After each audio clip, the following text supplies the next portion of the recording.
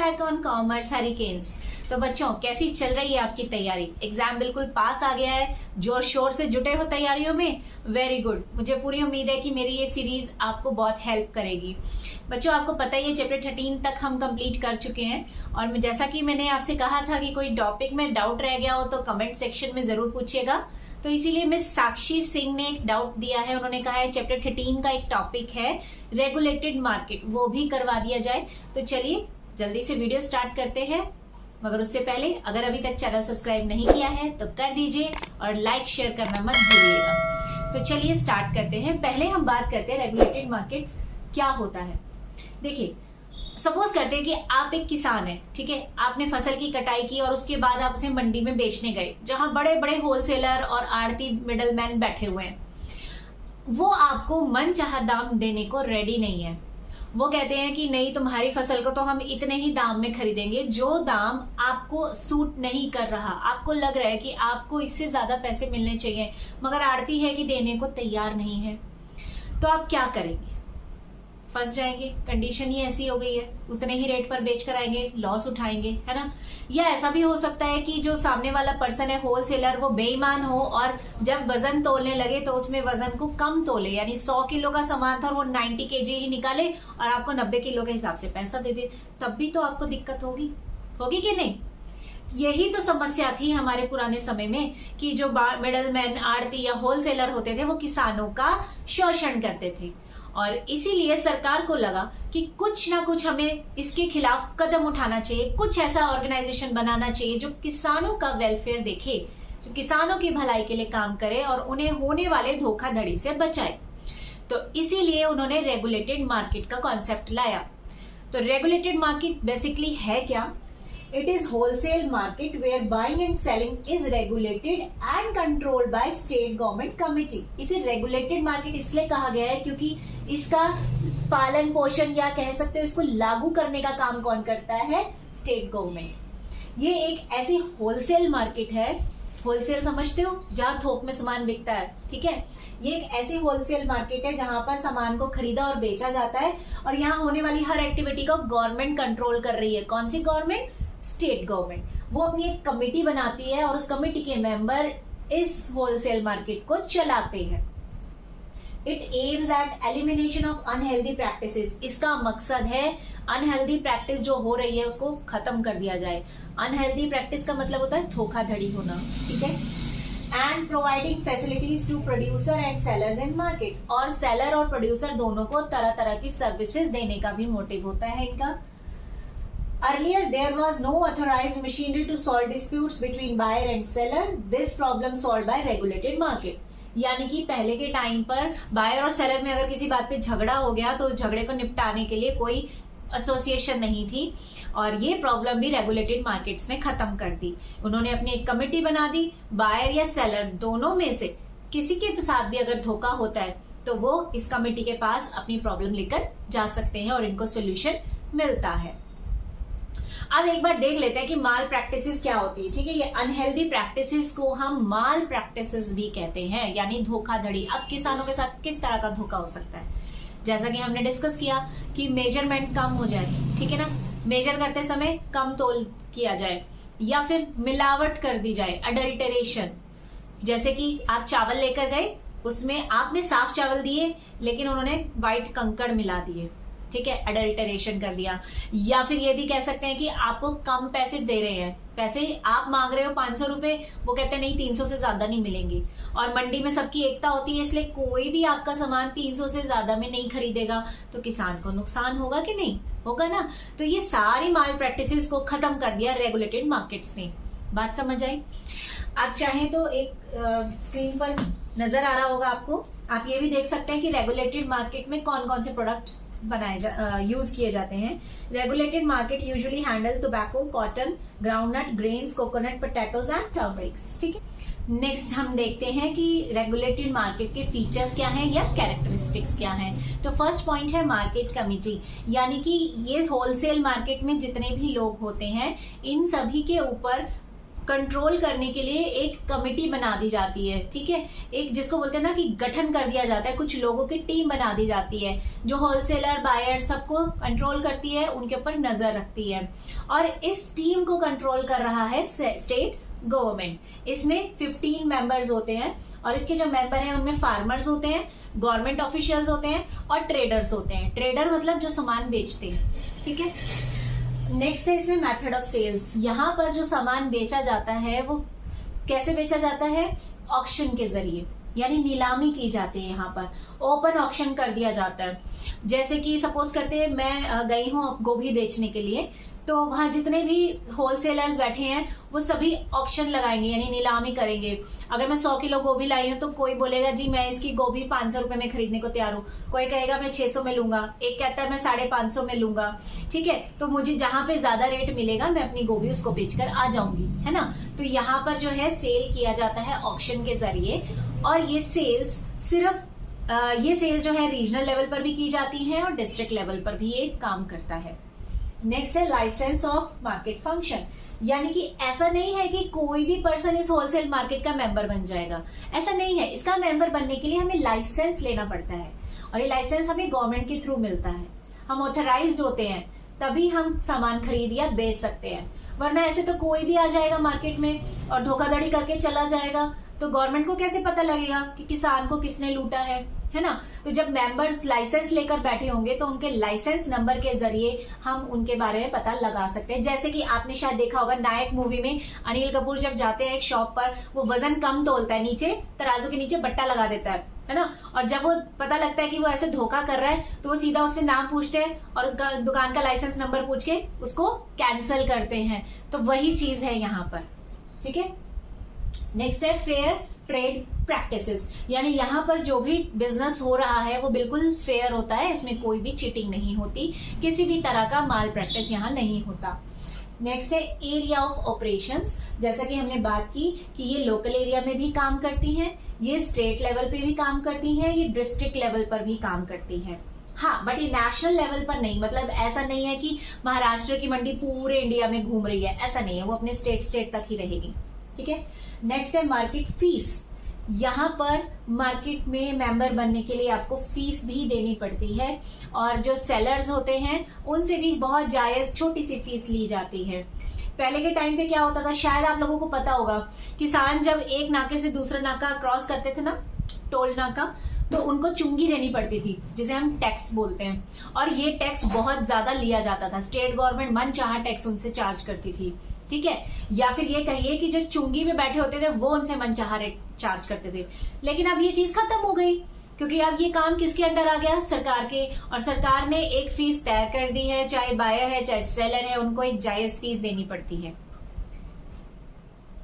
Next है सब market yard, यानी कि जो कमेटी है उसके मेंबर्स खुद से कोई काम करने नहीं जाते, उन्होंने अपने अंडर और लोगों को भी लगाया हुआ है, उसे ही सब मार्केट कहा जाता है। तो अगर किसी भी बायर या सेलर को किसी तरह का डिस्प्यूट हो जाता है, वो इस डिस्प्यूट को लेकर सब मार्केट के पास जाते हैं और फिर उनका सोल्यूशन करवाया जाता है।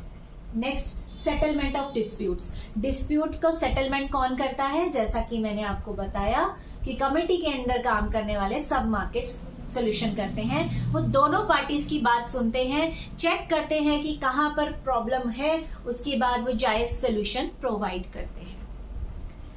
नेक्स्ट टॉपिक है हमारा फंक्शंस। आप चाहें तो इनका स्क्रीनशॉट भी ले लीजिए ताकि आप नोट्स बना सके। अब हमने ये तो देख लिया कि रेगुलेटेड मार्केट क्या है। ये एक ऐसी मार्केट है जो किसानों को फैसिलिटी देती है कि वो अपना सामान वहां बेचें, है ना, और उनको जायज दाम पे सामान खरीदा जाता है और साथ ही साथ कोई किसी तरह की धोखाधड़ी उनके साथ नहीं होती।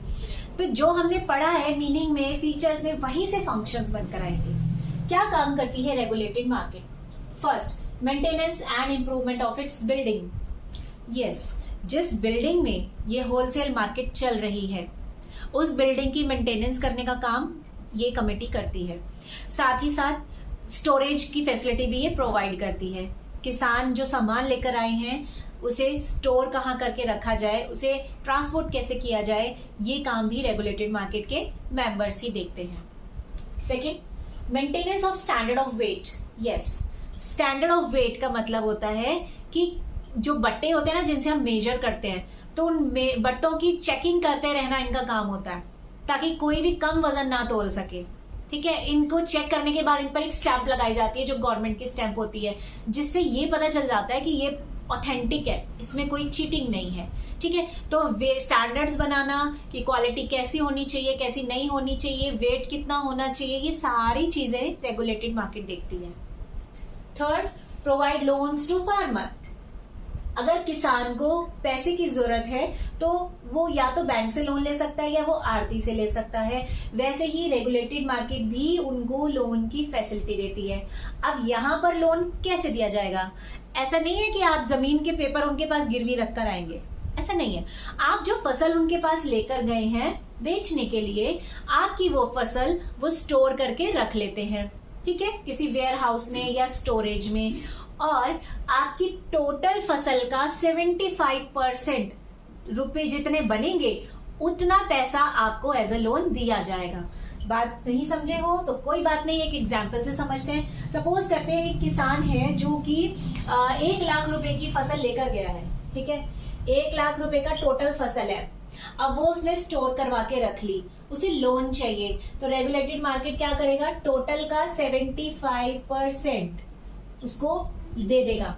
कितना बनता है? 75,000, यानी 75,000 रुपए वो उसको लोन प्रोवाइड कर देगा। बात समझ आई? नेक्स्ट है collection and dissemination of market information. Dissemination का मतलब होता है प्रचार प्रसार करना, ठीक है।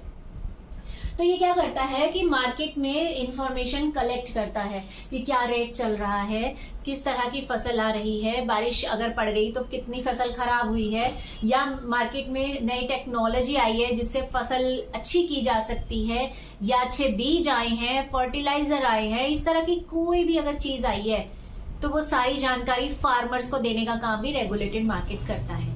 यानी कि ये हर तरह की मार्केट इंफॉर्मेशन का प्रचार प्रसार करता है। फिर works for agricultural improvement. Agriculture को लगातार बढ़ाते रहना, उसका इम्प्रूवमेंट करते रहने का काम भी यही लोग करते हैं। नई नई रिसर्चेज ये लोग करते हैं जिससे कम समय में अच्छी फसल उगाई जा सके। Next, control on mall practice. ये तो हम देख ही चुके हैं। माल प्रैक्टिस मतलब धोखाधड़ी, हर तरह की धोखाधड़ी को ये लोग रोक देते हैं, कंट्रोल कर लेते हैं। नेक्स्ट है पे and pension of staff. Regulated market में जितने भी मेंबर्स हैं उनको पेमेंट दी जाती है, और अगर वो रिटायर हो जाए तो पेंशन भी दी जाती है, और ये काम भी रेगुलेटेड मार्केट कर रहा है। अब रेगुलेटेड मार्केट कर रहा है यानी कि स्टेट गवर्नमेंट कर रही है, तो हम कह सकते हैं कि यहाँ काम करने वाले लोग एक तरह से सरकारी नौकरी पर हैं कि उनको पेमेंट और पेंशन दोनों मिल रही है। ठीक है, तो इसके साथ हमारा ये टॉपिक तो कवर हो गया। अब नेक्स्ट हम देखते हैं कि रेगुलेटेड मार्केट के एडवांटेजेस क्या है, क्या फायदा है हमें रेगुलेटेड मार्केट से।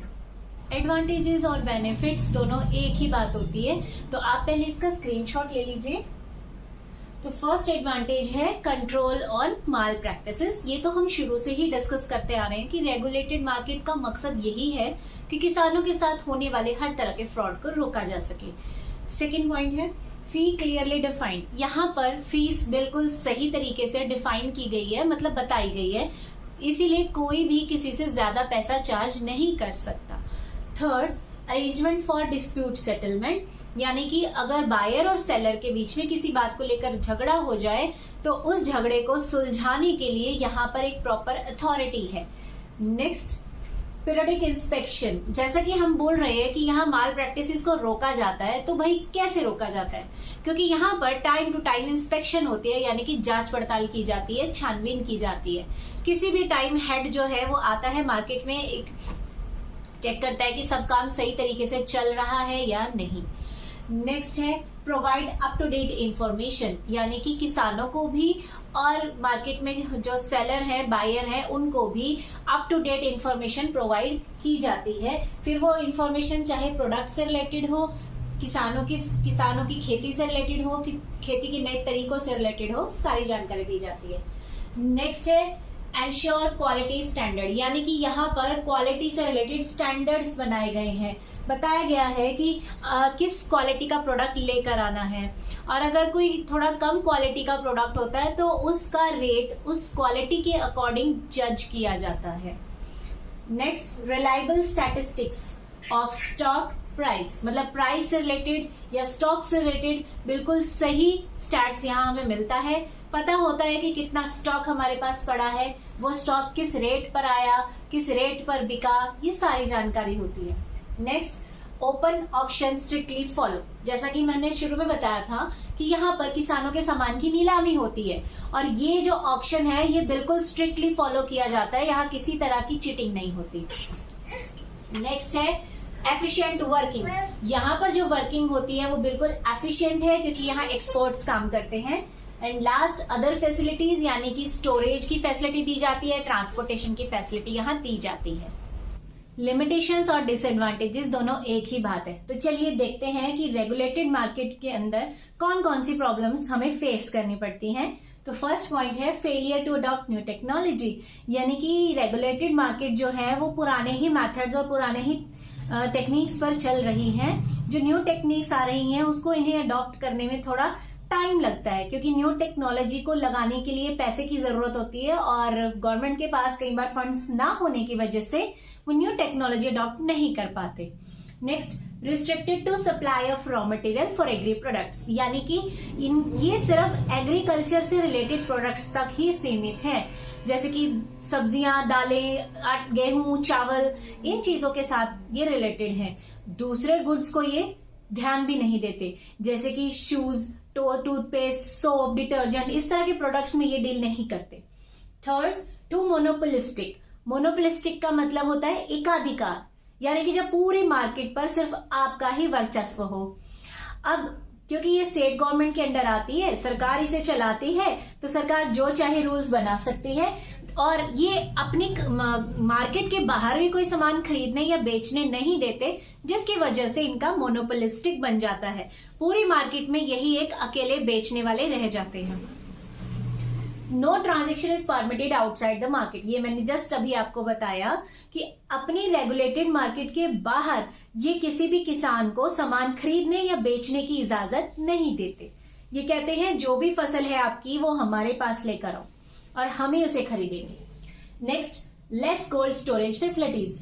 रेगुलेटेड मार्केट्स ये दावा करते हैं कि हम फार्मर्स का जो सामान है वो स्टोर करके रखेंगे, मगर रियलिटी तो ये है कि रेगुलेटेड मार्केट्स के पास ज्यादा स्टोरेज है ही नहीं, ज्यादा वेयर हाउसेज ही नहीं है, इसलिए हर किसान के सामान को वो स्टोर करके नहीं रख पाते और कई बार इस वजह से सामान में सीलन लग जाती है या चूहे उसे खा जाते हैं या कोई और समस्या आने की वजह से वो वेस्ट हो जाती है। And last, lack of proper grading, cleaning, standardisation. जो प्रोडक्ट्स यहाँ आ रहे हैं, यानी कि जो फसल यहाँ आ रही है उसकी ये प्रॉपर ग्रेडिंग नहीं करते, सफाई भी नहीं करते, जैसा सामान आता है बस आनन फानन में उसको पैक करके डिलीवर कर देते हैं।